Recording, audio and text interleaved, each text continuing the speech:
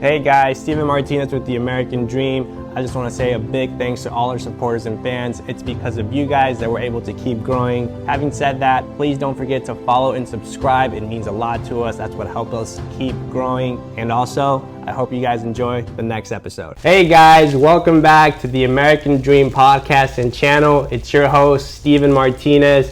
I'm here with a very, very special guest, Sami Khaleeq. Thank you so much for coming, brother. Hey, thanks for having me, man. How was everything? How was the drive here, man? Oh, good. Well, you know, Houston, people get shocked when you tell them average drives 30 to 40 minutes anywhere. Yeah, from one side to the other side, it's literally like 2 hours. That too.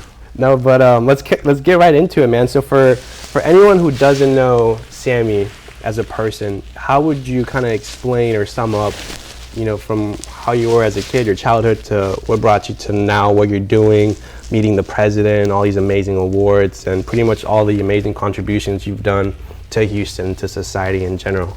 In short, I'll tell you, I'm just a troublemaker. This is what my friends know me as.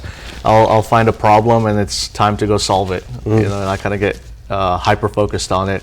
I think growing up, I was kind of growing up in STEM. You know, more of a techie nerd, and goal was to go towards.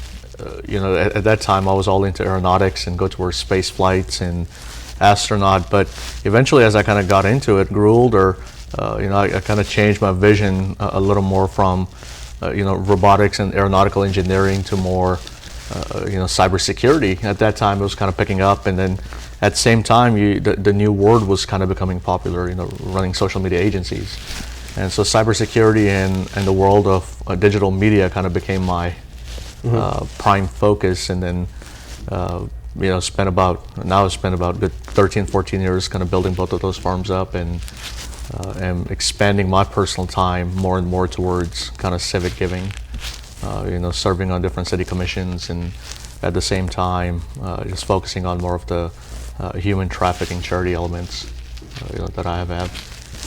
So you won an award, and the president gave you the award, which I think is really, really cool. So how did that come about with you receiving an award with the president? I'll tell you, it kind of blindsided me. You know, I wasn't, you know, working or doing all this charity work for that award, but it was a privilege to receive it. You hear about it, you know, on TV, and you never think it's going to be you who gets it.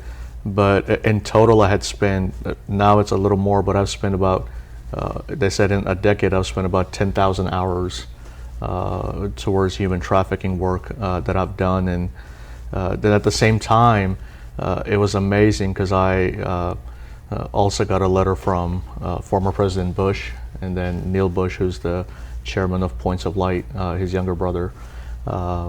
And so it was awesome, you know, to have my parents in the audience and family there, and friends come out. I think that was more meaningful for the friendships I've built over the years than anything else. I think the charity work that I do, I do it because people are in need, and it's something I want to continue doing.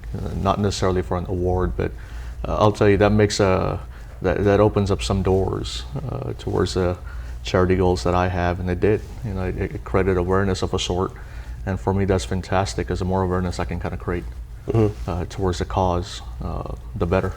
So when you're, I guess, right now to where you are, technology has been a big part of pretty much your backstory, right? Yeah. And then when you were younger, I know we talked off camera with your involvement with NASA. Yeah. For the viewers, explain that a little bit with what you were doing. Yeah, you know, in high school they had a competition that NASA had come up with. It was at that time they were talking about starting when President Obama was still in office. Funding had gotten initially cut, but then they started kind of having the conversations about going back to the moon. And so they had come up with a global competition on imagining what the future of moon base would look like. And we did this competition in school. It was a group of friends, submitted it, forgot it, and then my principal one day calls me in the office, and I'm thinking, what did I do? and they said, hey, there's somebody from NASA headquarters who's been blowing up our phone. They've been trying to reach you. Wow. Have no clue how to get to you. You left no contact information. And so I get on the phone, and this lady's like, hey, we need to fly you, and you know, in high school you're not really thinking about flying anywhere. We need to fly you and your parents over to DC. and your team won, number one globally on that project. And so I nonchalant pack our bags, show up to DC, and next thing you know, I realized it's Apollo 11's 40th moon landing anniversary. And they did the whole award. Alan Bean was an artist and a moonlander who landed on the moon, and he came and presented the award. Then he invited us to the 40th anniversary, which blew my mind, because you had every astronaut alive you can think of at that anniversary. Awesome. You had Neil deGrasse, who was the MC, Charles Bolden, and then we had gotten a chance to also go to the White House, where they were doing the celebration. So it was something out of reality, and I'll tell you, it's been over a decade, but I still live in that moment. Yeah. To being able to see those guys that you only read about in books. So let me ask you a question. Just kind of thinking about it. I know with like the whole Elon Musk stuff and like the space and moon, do you think people could actually live in the moon? Is that like an actual viable thing? I think it's habitable, but there's two things that if you look at what's kind of going on with space they're looking at, they're either using it as a sort of substation to go further out to Mars, where it's a stopping ground, or the other side's kind of talking about using the resources on the moon and some sort of mining to bring those elements back to Earth. I don't know if it's necessarily going to become a place that you're going to have it at. Yeah. But I think for us to go back to space and start exploring again, the moon's going to be the first big step. If you think about it, we haven't gone back in forever. And Houston's company at the spaceport Ellington was the first American company to go back after so many years and put a machine that landed on the moon. So I think it's an exciting chapter. And Elon's, I don't agree with everything that guy says or does, but I'll tell you one thing. He was told by some of these astronauts or some of the space legends that he's never going to put a spacecraft in space. And to see, where people he looked up to telling him he can't do it and him doing it, it's quite impressive. Absolutely. Quite an impressive feat that he's kind of pulled off. So kind of going back in, you in high school and then you achieving that, moving forward from high school, where were you at? Did you go to school, university? Yeah, I went to University of Houston, San Jacinto College, University of Houston. Go Cougs. Go Cougs. And I got at San Jacinto College, I had two professors that kind of inspired me to get into computer science more of, from just robotics engineering. Moved to computer science a little bit, started seeing a lot of stuff happening in the world of penetration testing, ethical hacking and stuff, and so I moved myself more to cybersecurity at that stage. That world of being able to get inside a computer, and it was just a whole different world that you kind of live in, kind of attracted me, and so moved to that arena, and then since then never looked back on cybersecurity. So in cybersecurity, and I guess this is more of a curious question, obviously technology is always changing. Is that something where like every day there's something different? Like you always have to be constantly adapting in the world of cybersecurity? Oh yeah, you're always 10 steps behind. How fast technology is evolving. I remember at one point when I was studying it, they were saying that everything we're learning the first year of school is going to be almost obsolete by the fourth year. Yeah, that's all pointless. How fast it's kind of revolving. So it was all about building the foundation. The biggest lack I think I see nowadays is people don't realize you need to spend a lot of time just studying and keeping up with that tech, and they don't. They just focus too much on, I learned this about a decade ago, and that's all they kind of stick with. And it's necessary with the way the changes are happening and stuff that you pick a subject matter and focus. When I was starting, you could do mobile security, network security, server security, AI security, all at once, right, in one portfolio. Now it's kind of expanded so much that you kind of need to like deep dive on one kind of vertical. It's very similar to marketing. You can just understand the principles, but kind of focus yourself on. Yeah, there's a science to every specific aspect.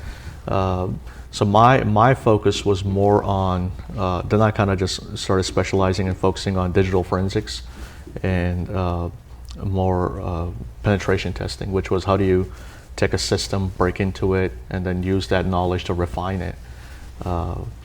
both ways. So that to me was something that I started focusing on, and then digital forensics is how I kind of led more into, how do you get in the mind of a criminal? How are you able to think how they think and what they do, and using that digital forensics be able to, build a case to catch these white collar, blue collar criminals in different cases. And what made you want to focus on the human trafficking side? Was there like a specific reason, or is it just like more of a passion, or were you just like, I think this would go hand on hand with what I'm doing? I think there wasn't a reason necessarily that kind of pushed me towards it. I was just seeing a lot more of it, and I was seeing certain things happening to my friends, circles that were close by to me, and I said, you know what, why not take what I know and put it also towards some social good, and stopping this. At that time, you weren't hearing a lot about how people were using technology to stop these things. You had very old-fashioned methods of catching traffickers in those days, and so I kind of leveraged. I said, how do you take the technology and become this online vigilante, and take some of these guys down? Would you say technology in that essence, I guess, and I mean in any case really, would you say like the generic person really has no understanding on how technology works compared to your more advanced person? Nowadays, I don't think everything is click friendly, right? People don't know how it operates. I did a laugh about this. I did introduction to computer class one time at one of the colleges, and this lady, she just walks in, everybody has their computer on, and she's just hard staring at me. So I said, you need help with something? And she goes, how do you turn this device on? I had no clue what a computer was. How do you turn it on? You see some of that today. People get very flustered and frustrated with things like iPhones or fancy Androids. And there is a piece of public that's still stuck on, you'll see them on flip phones and your regular technology phones.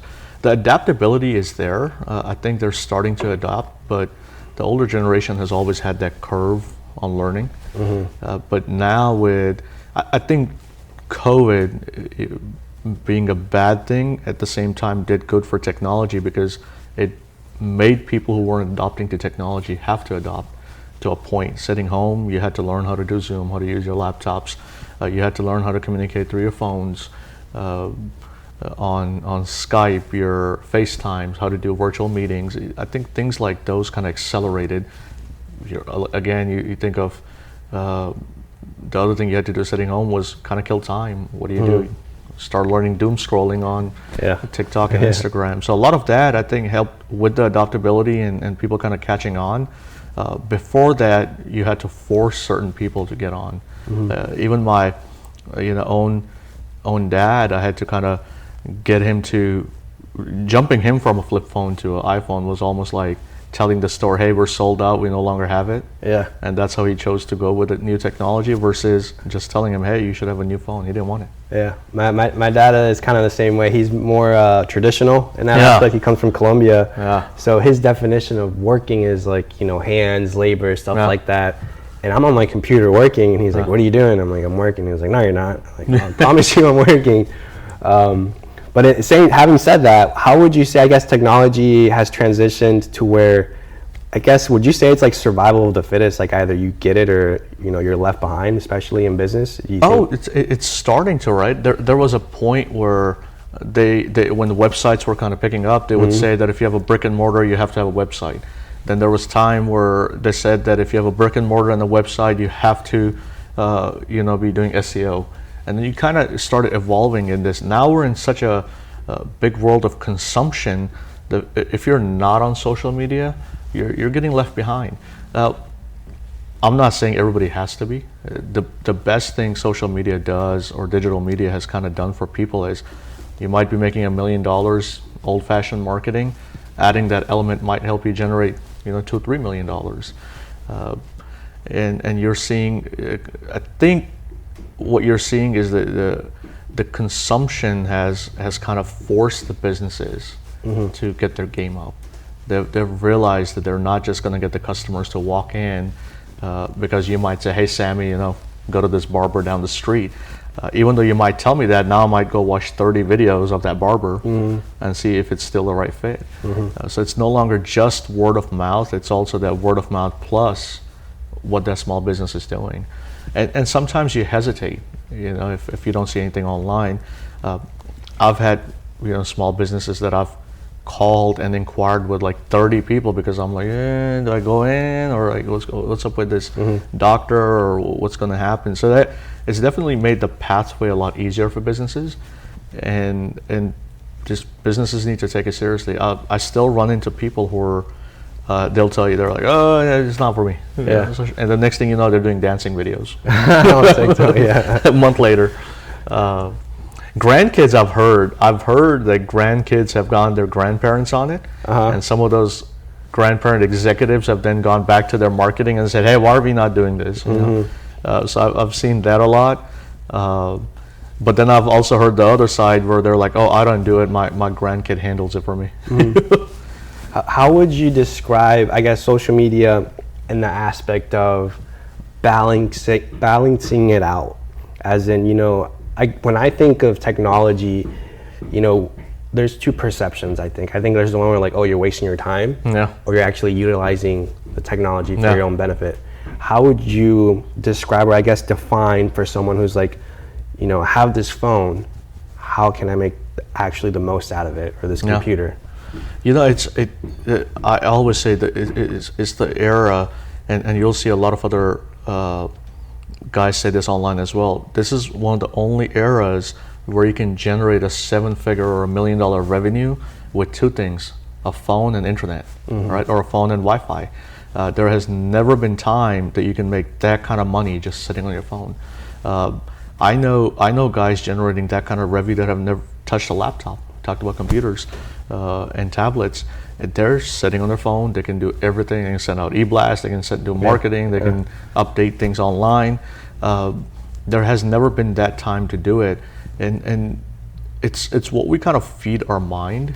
I've realized that if you're just scrolling junk, you kind of end up in that loop of procrastination and not wanting to do it.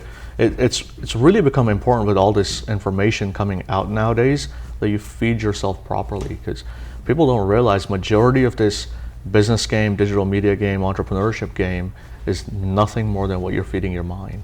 It was a quote, might not say it properly, but a quote was, you hang out with 5 smart people, you'll be the 6th. You hang out with 5 idiots, you'll be the 6th. It's very, very true in today's generation with what's happening. Hence, you'll notice some people in your circle would just waste their life sitting on their phone where somebody else is just killing it. So in terms of social media, technology, would you say the algorithm is like a real thing where, let's say I hear what you're saying, I'm watching this, man, this is garbage. Why is my algorithm like this? How can I change the perception of what I'm watching? Why is the social media feeding me this exactly? Is there an actual science behind that? When you initially start, not really, right? They might be, depending on the platform, they might be taking some data that they have acquired from somewhere else about you. It might be Google that kind of feeds that data of what you've been searching into their system. What have you searched in the past, a few times? If you notice, a very simple algorithm changes with something like Instagram or TikTok is if you're sitting on a car page for a few days, or YouTube does that now, you watch about 10, 15, 20 videos on the same topic.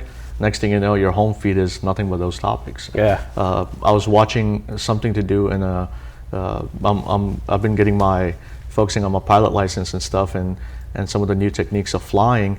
And I woke up one day and it's just nothing but planes everywhere, on my feed, on my Instagram, on my YouTube. You can actually, as an individual, you can train that feed, right? If I used to just pick 5 or 6 people and I would just stick with them. I used to have like Gary Vee on one feed. I would have Tony Robbins on one feed. You have Grant Cardone on one feed, and then you kind of start seeing your feed evolve to those positive things. So when people tell me, oh, I'm not getting right targets, it's not true. It's what you've been searching. They're not going to feed you things that are not being consumed by you. And the feed learns. It kind of learns your behavior. It learns what you're doing. All of a sudden, you're seeing, a bunch of junk food and cars and all the crazy stuff. It's probably because that's what you've been looking up. and searching. You always see those funny videos on TikTok where the boyfriend will open up his Instagram and then he throws it and the girlfriend's staring at him. He's like, I don't know why they're giving me random stuff. Yeah. Right. You read my mind. I was just about to say how, like with my girlfriend, I'll see a TikTok and it's like, oh, if you go past the 10 posts and there's no women in your post, like, you know, take you out to dinner or whatnot. Like, here, she'll go through nothing, just straight business, motivational stuff. It's always hilarious, but it's a mindset game. It always throws me off because I'll get some of the most random calls like, hey, how do I fix this? I'm like, start watching something positive. As simple as that, man. Just start resetting the feed, resetting the algorithm so they understand that. But you know this, Steven, better than I do with All American Dream and what you guys are trying to do, is that it's the easiest time to have these virtual mentors. You know, you don't necessarily any longer need, I don't need to physically get to you and force you to be my mentor or convince you. I can just learn by your previous content. It's been the easiest time for us to say, hey, I'm trying to get from goal A to goal B. How do I do it? Well, let me follow the top 5, top 10 guys in this industry, and you become that 11th one. You know, the story you and I were talking about, how you got started on some of these things, is very similar on that track. That puts you on the path that you're in today. 100% right. Having said that, technology and like the virtual stuff, do you feel like we're going to be at one point in society where we're just contactless in terms of physical interaction? Like we won't even have this, for example? I forgot who had done it with the audience. They had a very massive audience, and they said, how many people get pissed off when their phone rings? It was like more than 50% of the room, right?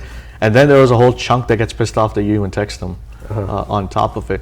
I think we're gonna see some of that, but we're gonna get to an influx where there's gonna be a group of people that will force us to think that you still want that human contact.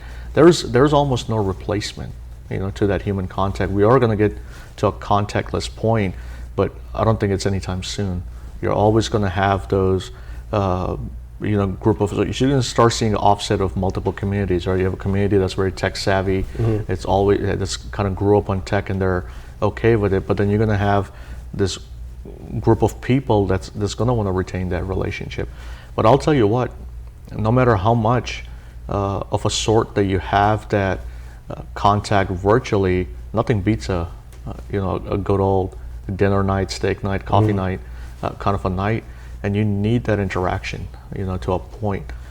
Sure, you live your whole life without chatting with somebody or talking to somebody, but I don't think we're wired that way, you know, and we're made that way. Even some of the new kids growing up in today's generation with nothing but tech still have that element of creating friendships, you know, wanting to connect with people and building that relationship. I say technology enhances, you know, but if we're using technology to disappear, I think that's going to be impossible anytime soon. It's like kind of like flipping a coin. Either can go this way or that way when it comes to technology. I agree. So when technology in the aspect of AI, which I kind of want to dig into too a little bit, I'm a little bit nerdy when it comes to all this. Do you feel like AI, are we just in the beginning of AI? Oh yeah, you're here at a lot of conferences. I was at recently I went to South by Southwest conference with some friends who were speaking there, content at scale, and the big thing they'll tell you is out of all the companies in the world, about 8% are experimenting with it. So think about that. You know, they're not even implementing it or using it. They're still kind of getting a way to adopt it. Human learning models and language models have always existed, especially within the realm of cybersecurity world and how you do threat analysis and threat protection. Some form of it has always been there. But what you're kind of seeing now is adoptability on a personal level starting to come out.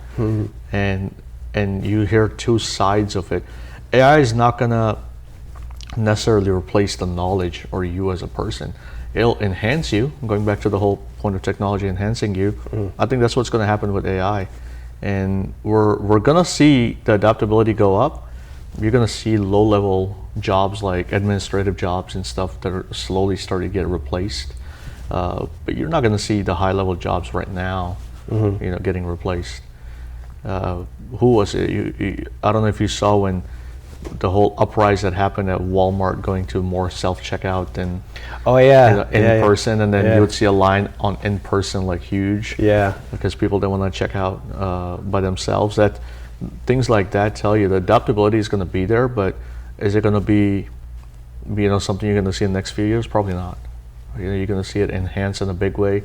Advertising's using AI to enhance in a massive way. You're going to see a lot of other industries. Law industry is going to evolve. Being able to do certain roles as a paralegal is going to change. You're seeing where doctors are starting to use some of their diagnoses, and then they're kind of running those against previous cases, the AI studies, and similar things. It's not going to be, AI is not going to be something you'll see in a high decision-making tool. It's not going to be making those human-level decisions anytime soon. So we're going to hear more and more about it, but it's not going away. I think the assumption is that AI is just going to disappear off one thing. It's very much like when virtual reality was starting, artificial intelligence was starting, AR was starting, augmented reality. But AI, I think, is here to stay. Adaptability is going to start, growing. Industries like creative industries are benefiting off of it, where you were able to do 10 different things, you can do 20. It's enhancing jobs. Just my team members have self-taught themselves, and they've actually made their job even more fun because they're like, I don't like to do this, so I've figured out how to get the AI to do things I don't like so I can focus on what I like at work. I have a friend, he's always like, we have a question, we're like talking, he's like, ChatGPT. Yeah. No, it's funny. So with AI, I think it's an interesting topic because a lot of people that aren't aware of certain things, it kind of scares them. So they're kind of like, I don't know how I feel about this. I don't want to be involved. But the reality is that it is going to start incrementing. Having said that, anyone that's like a startup or an entrepreneur, how would you advise them to, I guess, kind of get into it for the first time? How can they utilize AI? You start just learning. There is, I can name a couple of them, but there's over a dozen free trainings. YouTube is, I always joke, YouTube is like a new futuristic university. You could literally, and they did rank it at one point. I don't know what it is now. It might be number 3 because of ChatGPT. But at one point, YouTube was the second biggest search engine because people would always go on there and do how do I do this? What is this? It's a great way to learn, but Google has a free course. Microsoft has a free course. MIT has a free course online on how to get into AI coding and stuff. Those are great places to just kind of get started as a startup. Now that's more technical, but if you just want to kind of get a better understanding, just hit YouTube, play with it, experiment with it, try doing things with it. The biggest flow that and issue that I'm seeing right now with a lot of the calls I get, they just don't want to try the basic thing. They think they're going to mess it up. They don't want to look at it. But the resources are abundant. You play with it. Claude's a big one. Sora's going to come out. It's going to be very, very interesting for a lot of the creative industries. ChatGPT itself is great. Then Midjourney is fantastic for some of the photography work. Those are at the most basic level. I think we're already at a couple thousand tools in existence at this point. Chatbots have now become, I tell small businesses this is fantastic. If you do a lot of blogging and vlogging and stuff, you can literally get the chatbot to study your whole material. It basically sits there chatting with your customers, and it's trained on your product. I saw one where apparently now they're doing call centers for AI. Yeah, so it's an actual creepy. Yeah, it is a little creepy. Very creepy. I think actually, having said that, I don't know if you heard the stories, but apparently there's some people that obviously they use AI for the wrong reasons, but they'll call you and they can mimic your voice. Yeah. So they can extort you. Like they could call someone's parent and be like, oh, hey, I need $100. This is me. Yeah. But really, it's not me. And then you call your mom, you're like, that wasn't me. Yeah, that's happening. We're seeing it a lot in phishing scams with seniors and stuff. And unfortunately, it's easier to kind of convince where your grandson calls and says, oh, I really need like lunch money. And they'll send them money. And there has been cases where these scammers using the voice have been able to empty their seniors' bank accounts. It reminds me of that movie. I don't know if you've seen The Beekeeper. No, I haven't. Yeah. Oh, you got to go check it out, man. I will. It's about this whole topic of scamming, but it's hilarious on what happens in that case. But it's I think about, when was it? About roughly 10 years ago, there was a company that would say, send us 20 minutes of your voice recording, and we can mimic your voice. Wow. Now you can do that in like 2-3 minutes with AI. You say a couple of sentences, it'll make you say it, it'll record it, reverb it. Next thing you know, they're mimicking your voice.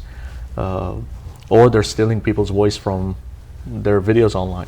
Yeah, I've seen that too, like the fake AIs with, let's say, Cristiano Ronaldo. Yeah. And like it's him talking with his actual voice, but it wasn't his actual dialogue. It's really, it's kind of crazy. There's video editors, and I think this is cool though, what they do. So they're able to, let's say you hire this video editor, he's able to actually take your voice out of all your old videos.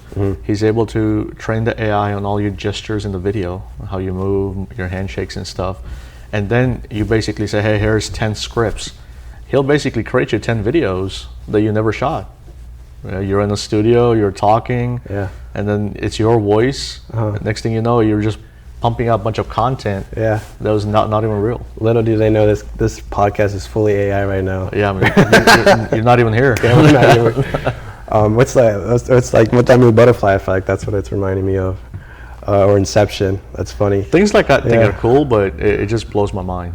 It does. How does someone, I guess, stay secure? You know, how can they protect themselves to make sure, you know, obviously they're using technology, but they can also be safe from technology?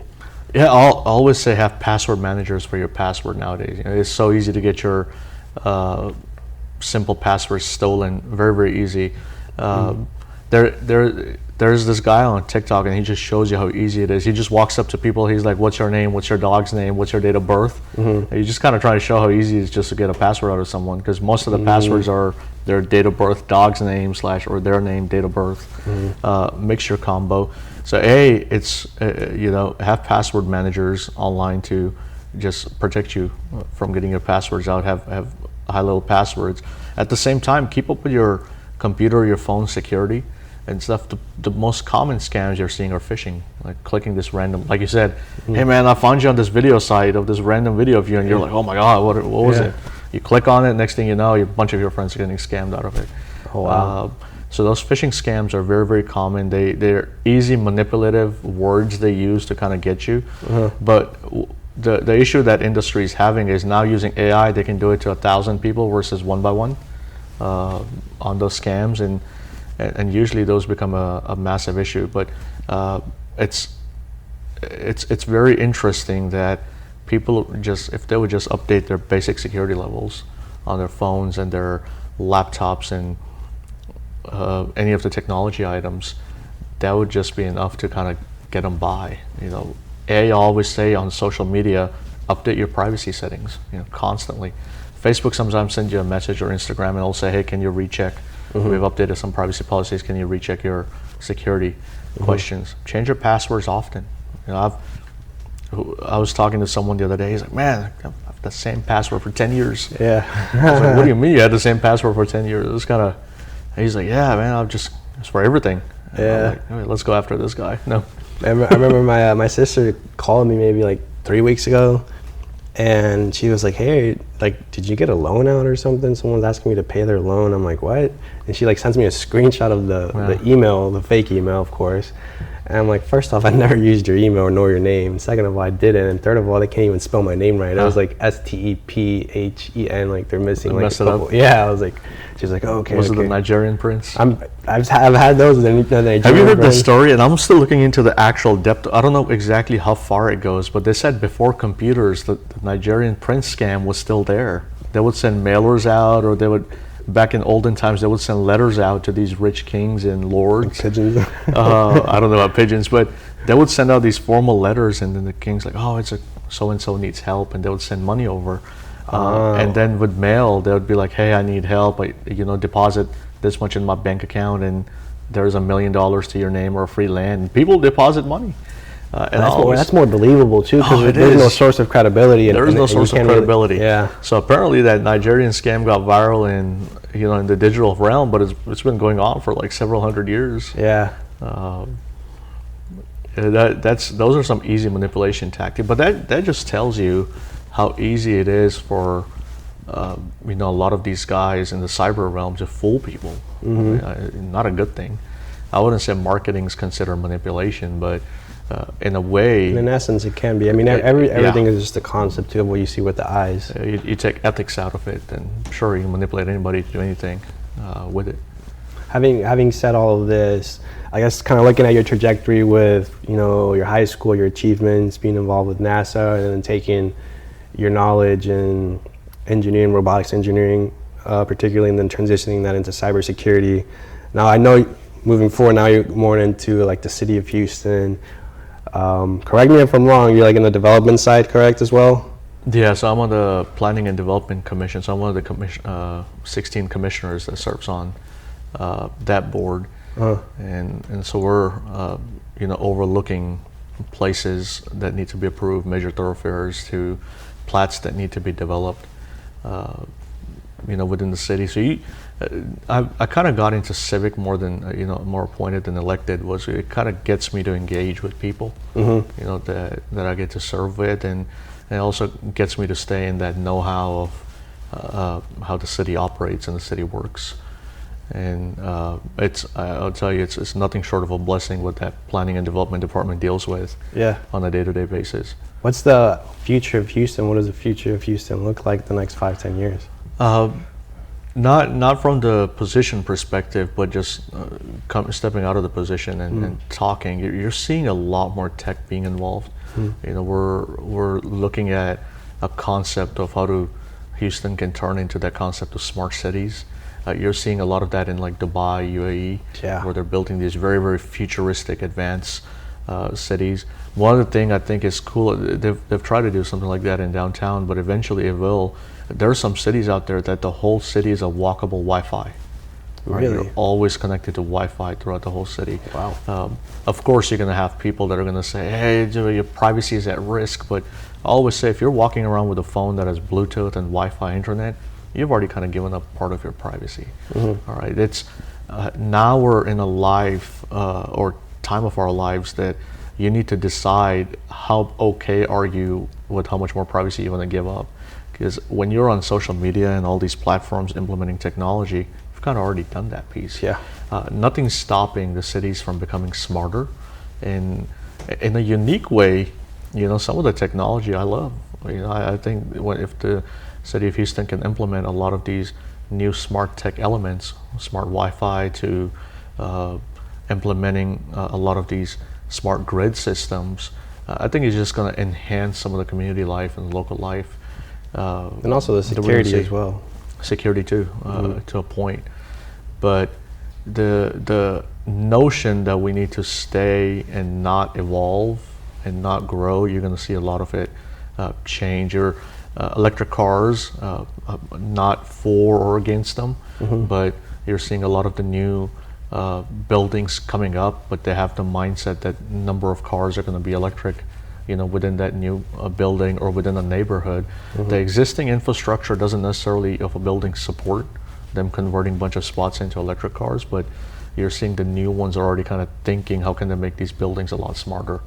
How can they have these neighborhoods be a lot smarter, more engaging, more safe, using tech? And so that the thought process is kind of already reaching out. Some of the upsells on these luxury homes already come with smart homes, right? Your security systems pre-installed, your garages, your lights, your fans are all automated, controlled by your phone. So your phone's the device that kind of runs your whole household.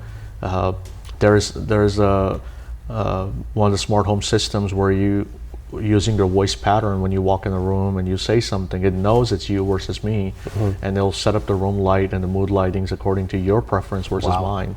And so you're gonna see, so you're calling them living homes, where it's kind of creepy, but you walk in and it's kind of somehow aware. So obviously it's because you have the phone on you or it's your voice pattern. But technology at some point, you're gonna see a lot of that just kind of keep evolving. I love it. Less thing I have to do, turn the fan on, turn the light on, turn the AC on. It just knows.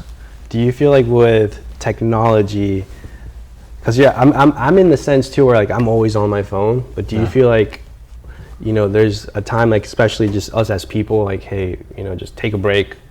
I know you're involved in technology a lot. Sorry, throughout the day. Do you ever just kind of just take a break? Like, all right, I'm not going to be on my phone for like at least 30 minutes today. Or do you have any routine where you kind of just? So, I used to be not that way. You know, I would say about a year ago. How much was I? I was averaging about 12 hours. On screen time? 11, 12 hours a day. Wow. Screen time. I was just always sticking to it. Yeah. I wake up, I'm looking at it. Sleeping, I'm looking at it. Yeah. There was a point where I was like, the phone would fall on my face and I'll fall asleep, right? That's like I was crash sleeping on the phone. Then there was a period in the middle where I was traveling overseas. I had gone to South Africa. Beautiful. Yeah, just beautiful country. The network was horrible. T-Mobile decided to give up on me in South Africa. Didn't have my phone, really barely had it for 2 weeks. Only time we had it was when we'd go back to the hotel at night on Wi-Fi. I'll tell you, I loved it. It felt like you took a chunk of me away. The first week was highly stressful. Withdrawals, Like, dude. I was very jittery, constantly checking if there was free Wi-Fi, or can I like do something on the phone. But that second week was just like truly enjoying life. So that kind of changed me a little bit. So I've started to balance. But I have days where I'm just stuck to the phone, but then other days I don't want to look at it. There's a whole science that talks about some of this consumption and that phone has affected people's stress level and, you know, have and dopamine too. Dopamine, you kind of start getting the high of that dopamine on the wrong things. And now if you're not doom scrolling, you're just like highly stressed out.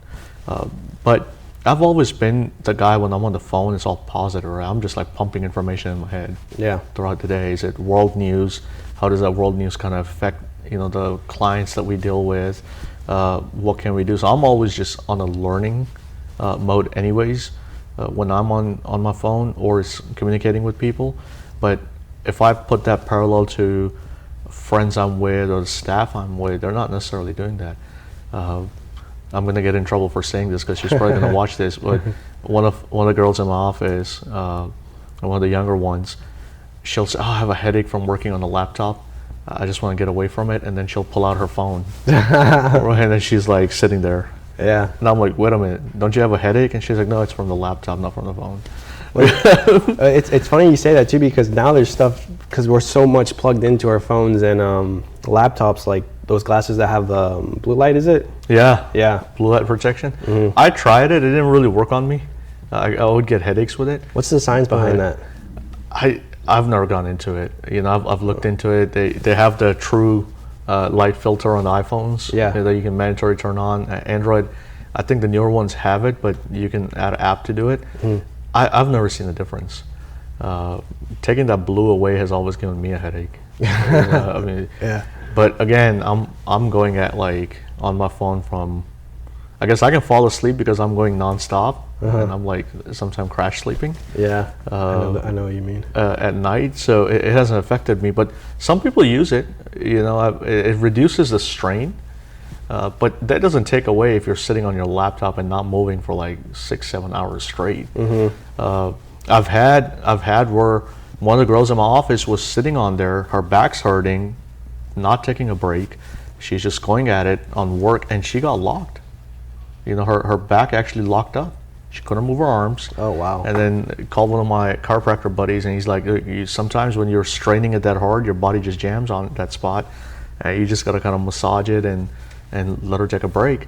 So now we have where all the company stuff that we kind of pass out to teams, all the technology stuff has a mandatory lock up after a certain amount of minutes, and then they have to actually like stand in front of the webcam, and the webcam's staring at them, and they have to stand up and stand and sit a couple of times, and, or they have to walk away from the view of the webcam, and then it unlocks. Yeah, just take a little 1-2 minute break to where your body's moving and flowing. Force them. A lot of that's necessary. I feel like it, but you're not only forget feeding your brain positive stuff.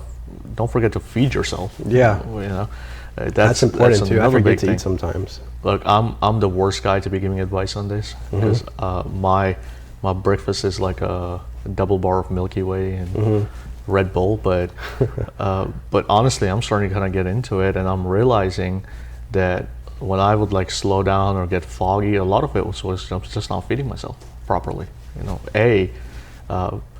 But second was like, you gotta feed yourself. And some people will like go extended periods of work hours or doing things and their body's starving at it. You're not only starving yourself, body of resources, but your mind kind of slows down. You kind of get into that situations all the time. It's very essential as a small business owner. We're kind of operating on high stress. Startups are high stress. Small businesses are very high stress on the owners or the staff to just kind of go. I really think it's important.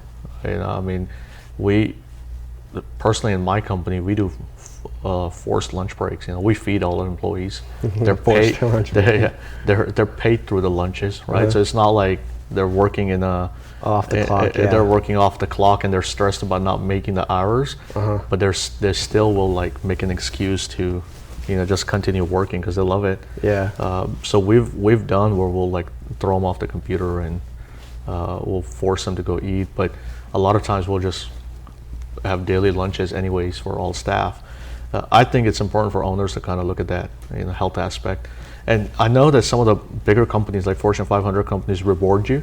You wear like the watch, and they can see you have to do like number of steps in every month, and you have to do a number of things. And if you do it, you get like reward catalogs. A buddy of mine was telling me, he's like, "Oh man, I saved up all these points. I'm getting a free treadmill from my company." And I was like, "Oh, that's cool. That's pretty cool. That is really cool." Yeah. And then you get you also get like discounts on your health insurance if you show that you're doing a number of things every 6 months. I think that's important. Absolutely. Kind of get people in this technology realm to get away a little bit. But those, it's all fun and games till you just brain fog hits and you shut out. Yeah, I agree 1,000%. I think it's not only what you feed your mind, but also what you feed your body to really be at that optimal peak performance state. Yeah. Now, kind of just moving forward, where do you see yourself in the next 15, 20 years? What's your plan? Yeah, so honestly, I was having this conversation yesterday. Goals really to get the companies to just sustain at a point. I have a really good operations team that I'm kind of slowly building up. One thing that I had learned very, very early on was how you gotta get away from saying nobody can do it as good as you and start creating your replacements. And I've been slowly working towards bringing in team members. I've had certain team members I've actually had since I started the company, 13 years ago. They never left. Wow. And so they've kind of gone in that position where I can comfortably go away and it's business as usual at the office. And so goal is to kind of spend next 5-6 years just optimizing it and making it work, and then I want to focus more time towards my giving back, charity, and spend a lot more time towards a lot of these awareness campaigns that I do towards human trafficking. That's my lifelong goal. But I learned early on that you can't do that unless you can feed yourself. You got to be able to feed yourself to do charity. That's 100% true. Or the worst that can happen is you're going to burn out, crash your business down, and now you have no money, and now you can't do what you wanted to do on the charity side. But that's what I've kind of focused on. I've loved giving back. I'm speaking at a summit at UFH actually this weekend in Sugar Land, and that's another one of my focuses. How do I take a lot of these young professionals? I personally, when I was starting, cybersecurity had picked up, but people in my circle weren't in the arena that I wanted to go into cybersecurity. Digital marketing was so new, people thought it was still door-to-door sales. Or the question when you said digital marketing was, what do you sell? Oh, well, I help with marketing, strategies and advertising. They didn't understand the concept. So it was I would, about 5 o'clock, I would follow my face, get back up next day, 7 a.m., then 5 o'clock, follow my face. That's how I learned. It was each day you had to realize not to give up. And then next day you would get up and do it all over again to fall on your face again. And so I've kind of been leveraging that time and then helping these kids get kind of unstuck, the young professionals and students fresh coming out of college. Like, how do they not get stuck, and how do they not go through the issues that I went through? That's my long-term goal. Is sometimes just that one push is enough. And I've been blessed, it's a phenomenal thing if people out there try just helping others, because you can live multiple lives through eyes of others. I agree. And I've wanted to be in certain industries. I know I'm never going to go that route, but if I can help this person excel, heck man, more to them. Absolutely. So for anyone watching, what would be your, I guess, kind of your closing statement, something that you really want to project to the audience, something that you want to encourage to take? Don't give up. You just can't to get rid of that word, right? Give up is something you shouldn't do at all. Now, I'm not saying if you're nosediving head first and you really don't keep going down and put the brakes on, but I've always said focus on passion. The biggest issue that I see now is we're too focused on chasing the money versus chasing success. I've always felt like if you can, in today's time, if you can chase success and just not look back and give up and keep going forward, the money's going to follow you. That is the beauty of, and we're sitting on a podcast called The Dream. The beauty of American Dream is that you're going to find it. You just got to keep looking for it and keep going forward. And the other thing I would just say is hyper focus and just put guards on and shoot straight. That's the difference between you clubbing with your friends versus you standing with your friends at a bank, depositing those checks. I like that. In the morning. It's huge. Like you can party your whole life. With that money that you're gonna have, but the time to build yourself is in your 20s and 30s. You build yourself up and you just kind of cruise through the rest of your life. That's just for the younger folks. Even for anybody wanting to start at any other age, same advice. You just go for it and don't look back. How many entrepreneurs do we hear that started in their 50s, 60s? Wow. That you're sitting in. A lot of the guys that we're kind of looking up right now at and talking about, they're in their late 50s and early 60s. 100%. That we're looking up to. You don't hear about a 20-year-old walking around billionaire. Very small, small margin. Very small, right? Yeah. Maybe if in their pyramid scheme, but I don't know. Yeah. No, the Prince of Nigeria. That'd be my advice, man.